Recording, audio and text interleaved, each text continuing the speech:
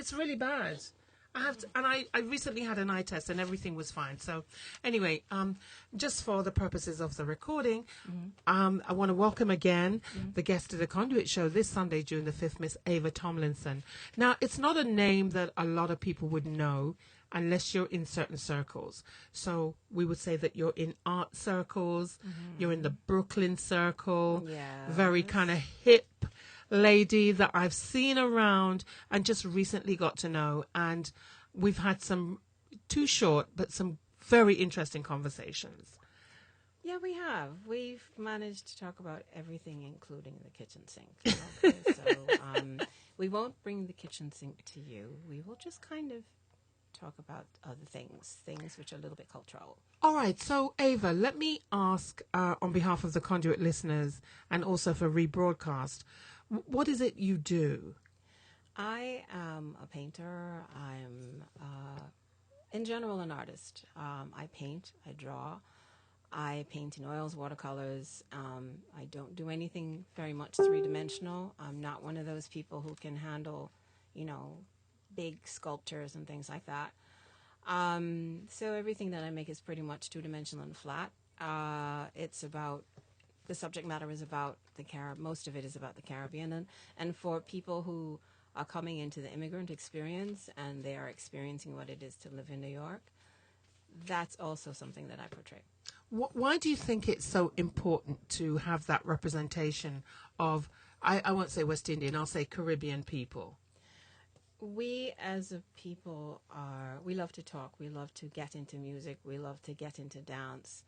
Our culture is something that we usually think of when it comes to music, but when you think of other forms of artists, other forms of the arts, there are many artists who are extremely well known.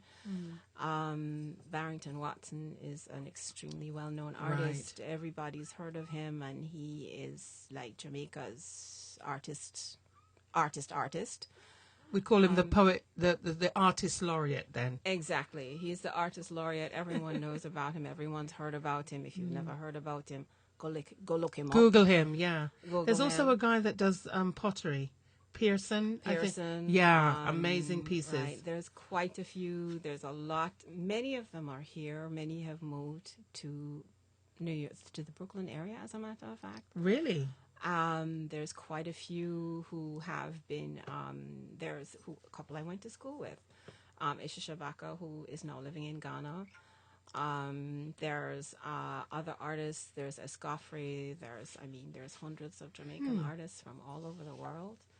And we are, back in the day, they used to have shows at the consulate, and you would get to see the most amazing pieces of artwork. And I kind of miss that because we don't do it as much as we used to.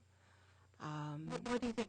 I'm not even going to ask you why do you think that is, but is the movement, the group that you've spoken about, such a rich group culturally, is there any concerted effort to form a coalition of all of these talented artists? Well, the difficulty, I think, is that even if when we do show, Jamaicans love what they see, but they don't buy. Nah, because they can't afford. Well, the main. I think that if you're going to go buy a BMW, why you couldn't buy a piece of artwork? But the people who are buying BMWs are not normally exposed to the artwork that's out there from their culture. You have a point, but just about everybody I know has drawn cartoons. Okay? Everybody, hello, you can draw Batman, Superman. When you were a child watching the cartoons, you drew, whether it be SpongeBob or some character, everybody drew something. It's not something that you were completely out of. Everyone drew. Just the idea of it becoming a lifestyle and something that we chose to become is questionable because, like my father, and I'm sure many other West Indian parents, Jamaican parents in particular, that goes, "What's wrong with you? You can't got something, find a living, a career." Right. Well, I am. I'm a teaching artist. I also teach in the public school system. Wow. Now, how is that, Ava? Because I know As a teacher coming from I'm not sure if you were born in Jamaica. I think you were born in Jamaica. Is that I was correct?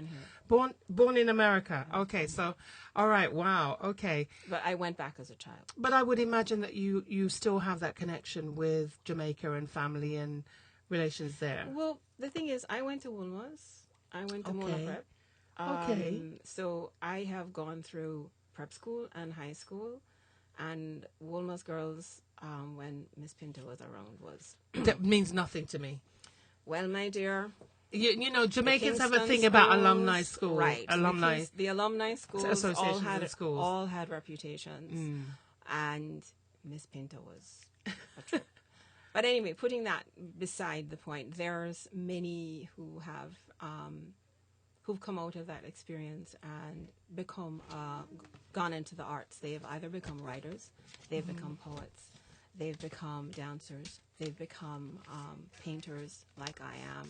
So there are several people who went to school with me who are in Jamaica who are also in the arts. So it's not something that is foreign to our generation and those who are younger than us. It's just that for most West Indian, and specifically I know Jamaican parents, they look at you and go, what the hell are you doing? Are you out of your mind? But it is a very satisfying career. I teach I work through not-for-profits, and I teach kids from pre-K all the way up to high school. Did you teach primarily in Brooklyn, or will you travel the tri-state? I travel the tri-state area. So I have worked in the Bronx. The South Bronx? I've worked in the South Bronx. Northeast Bronx? Yes. Really? Yes. Okay, that's good to know. That's really good to know. So if someone's listening to the Conduit show and looks at you and hears what you're saying and thinks, wow, I'd love to get hold of Ava Tomlinson to come and do a program in my school, how would they get in touch with you? Well, I work through a group called Studio in a School. Studio in a School. And Okay. the Brooklyn Arts Council also has a lot of programs for artists. Mm-hmm. So what you would have to do is you would have to tell the school that your child goes to or that you are working with as a teacher that you would like to have an artist come in and work with the kids in the school. And I think it's really important that Caribbean children get to meet That was the artists question.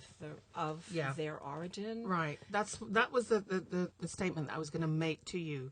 The programs or your teaching techniques, do they specifically encompass Caribbean culture when you're having predominantly Caribbean students?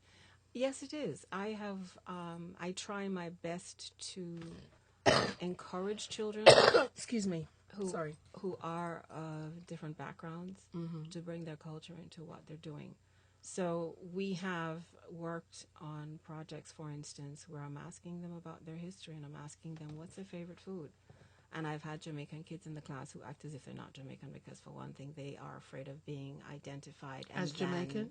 Right. I thought it was so cool to be Jamaican. It's not if you're going to get teased. Wow. If you're going to a school where there aren't all that many Jamaicans and they're not used to you, they'll still call you something like, bush baby and, monkey living in a tree. In this day and age? Oh, yes. Wow. So You will still there's get teased. there's a lot of sensitivity training that has to go on, not just with the teachers, but also with the students. I think more and the parents. I think more so with the students because there is, depending on where the school is located, if there is a large Caribbean community, then nobody's going to tease anybody. Right. But if there's a small Caribbean community and they're not used to meeting anyone from Jamaica, and usually they think if they meet someone from Jamaica, They're going to get robbed. No, they're not. Okay. They're not going to get robbed. Okay. They're just going to think, we're wrong. Why you don't look like a Rasta or some crazy stereotype. comment. There's a stereotype that they have. Mm-hmm. I think most immigrant communities have the same problem. If you're African and you're walking in an African outfit in the public school system, they're going to look at you as if something went wrong with you. My goodness, in this day and age, in 2016. In this day and age. So there's no such thing as post-racial America? No. Oh, I've noticed they've stopped using that phrase. They have, and I think that the reason why they have is because they're not quite sure how to discuss race and racial relations and how each person gets along and how to make friends without the stereotype being put in your face. There's a lot of kids who are still having a hard time being either Haitian or Jamaican or Trinidadian. Someone will say, I can't understand what you're saying because it sounds like you can't speak English. And you're speaking English, but there's a difference between... There's an accent. There's an accent. Yeah. There's a difference between American and the English way people... and because, Western Ava, English. I had that problem a lot when I moved from England to come to America in 1996. I had to change my way of thought process and the way I articulated because words don't mean the same all over the world. They mean they don't. I mean the usual one is the elevator and the lift and the sidewalk and those are common. The way I would express myself, people, number one, they're not listening to they're not hearing what you're saying. They're listening to the accent. Exactly. I found that was so frustrating. Exactly. And speaking slow doesn't help because they're still listening to the accent and not what you're actually saying. And the other problem I found that a lot of Americans don't know how to speak English. No, they don't, because they don't really use a lot of the English vocabulary. So everything is and you're waiting for them to get to the point, and they're still going I think that there's a lack of imagination as far as the vocabulary is concerned. Because they're not inspired. Are you a teacher that inspires? I try to ramp it up in my classes, that you've got to develop your own style. Not only develop your own style, but even if you don't feel comfortable with who you are, find someone or something that really makes you go, yes. And in the arts, there are ways and means to find something that really makes you go, yes, that's me. But even that, Ava, because looking at you, you're not your typical teacher. No, I don't try to be. you are someone who I can say is definitely comfortable in your own skin. You're definitely a trendsetter. But when you're 14 and 15 and 16 in a school, do you think that the children are brave enough to embrace their own identity, or they're just going with the herd? A lot of times they're going with the herd because you want to fit in. I mean, you don't want to feel like an outsider. And I know someone is going to listen to my accent and think, she's American, she's not Jamaican. All right, it's cool. We have developed a manner of speaking here in this country to be able to be understood by many. And to fit in. And basically to fit in. Yeah. So you'll have someone who will come from the most racha Jamaican background, whose mother is screaming at him in patois the whole time as he's walking towards the gate, and the minute he walks through, his accent shifts, changes, and you're looking and you're saying, okay, who is that child? No, this is just because you want to fit in. I think for teenagers, it's really a challenge because they have a lot of things that they can become, and there are images around them which are questionable sometimes. Absolutely. And it's, you want to be you, but you don't want to dress like that, and you don't want to walk like that, and you don't want to talk like that, and that isn't exactly who you feel comfortable with. It takes a bit of curiosity. I think there's so much pressure placed on our children now, and maybe there's always pressure placed on kids. But to me, the times that we're living in now, our children are under attack from all quarters. They're being pressured to achieve academically. They're being pressured to fit in socially. They're being pressured as to their sexuality. And I don't know how they cope. How do you bring ease through your work to the children that you're interacting with? Self-expression is a very comforting thing. You may not draw like Da Vinci. I don't expect any child that I meet to draw like Leonardo da Vinci, like Michelangelo, like all of those classical drawers and painters and people who we know in history books. If you draw like that, you've been drawing since you were probably in your mother's womb. It is rare to meet someone who at the age of 14 is so gifted and talented as a draftsman when they haven't taken a class. and to be able to look at the form, the figure, and all of these abstract concepts in art, to be able to grasp it and get it down pat.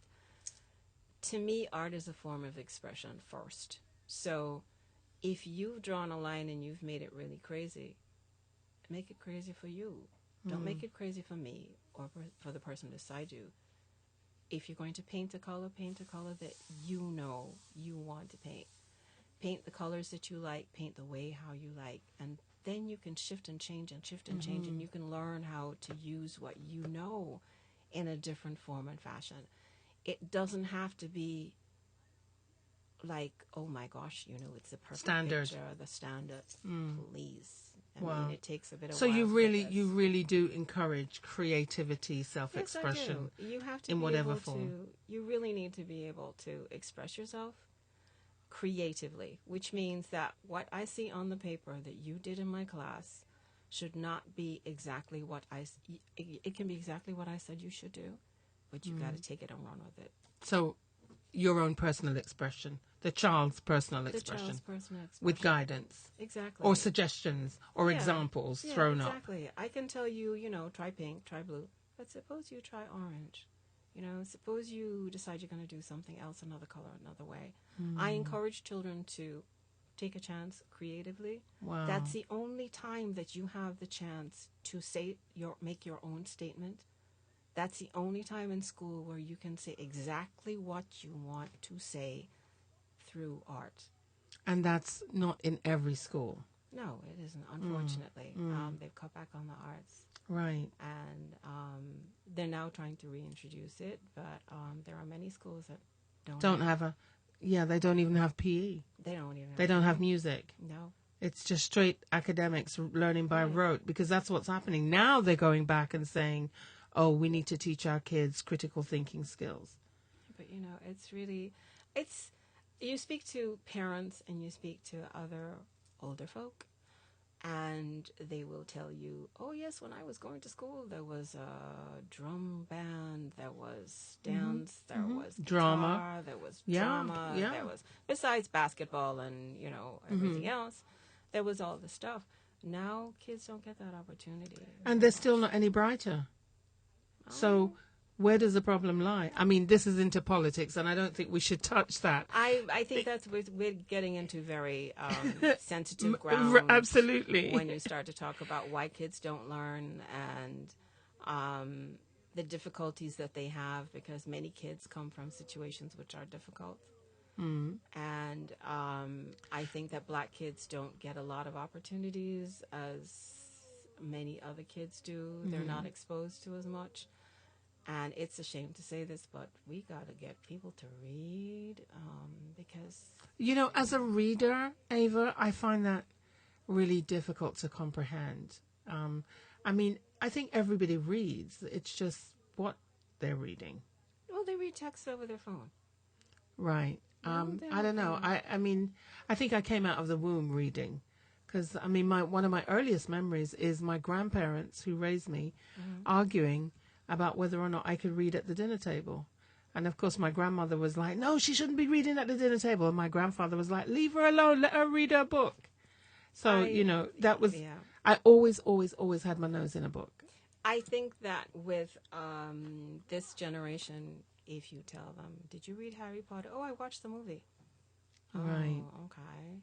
Do you know? But they should be doing both, really. Yeah, you should. It's a hell of a size book, but, Yeah. I read one of my daughter's Harry Potter books. They're fun. And I really liked it. But, yeah, reading, nowadays, it really takes a concerted effort to pick up a book and read, because it's like giving yourself permission to take time out to sit and read a book. And then if the phone goes off and you get 50 texts, well, you can answer another time. It's kind of nice to have your own time to yourself. And this is what I'm saying. We are so pressured in terms of chipping away at our own personal time that we don't really have personal time. Get off Facebook for a little bit.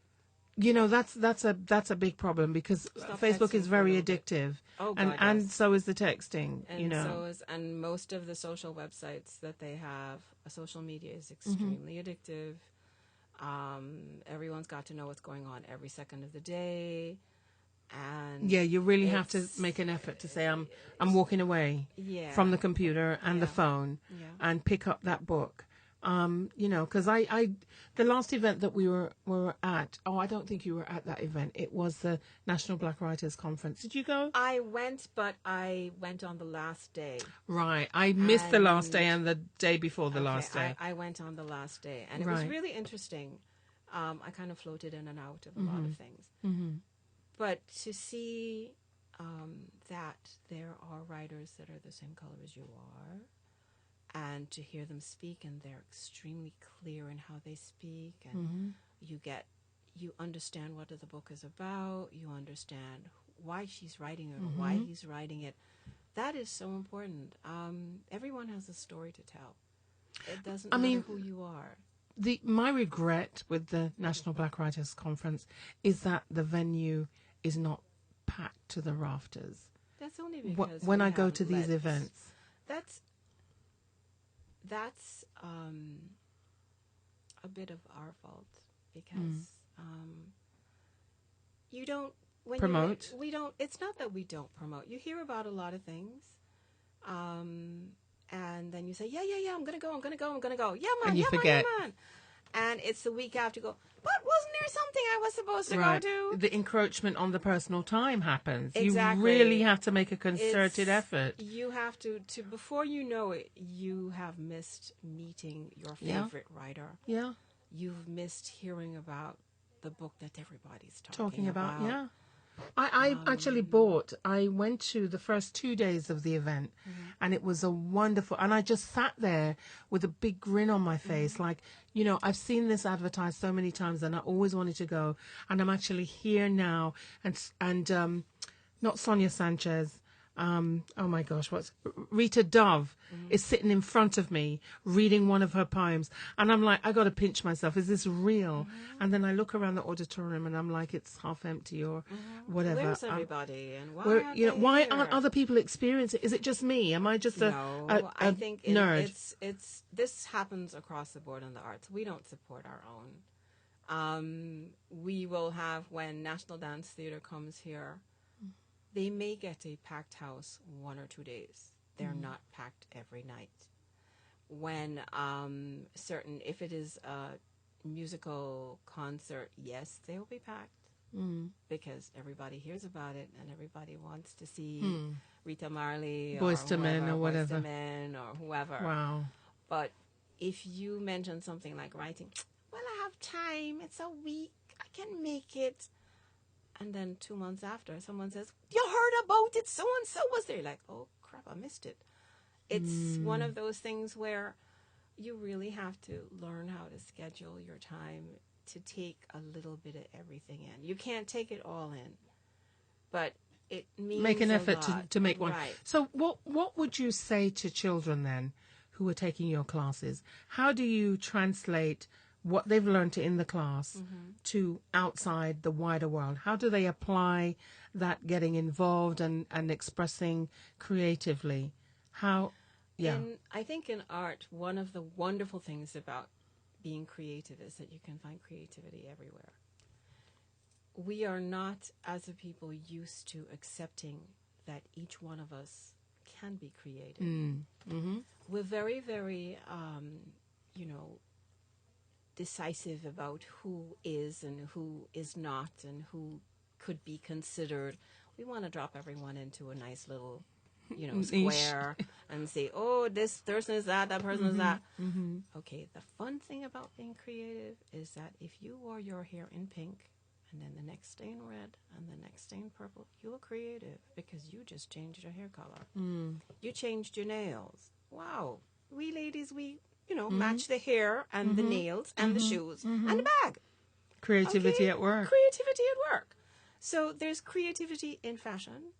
There's creativity in writing. There's creativity in walking down the street. You see some women walk down the street and you're like, oh gosh, okay. She's owning the world. Oh, please. You see a guy stride down the street and he just has this air. Like, super fly. Okay, fine. Just keep walking behind him. Just keep walking behind him. Yes, he's cute. Okay. So there's, there's all kinds of creativity, and what I try to encourage in my kids is that it shouldn't be something that you just put on a piece of paper.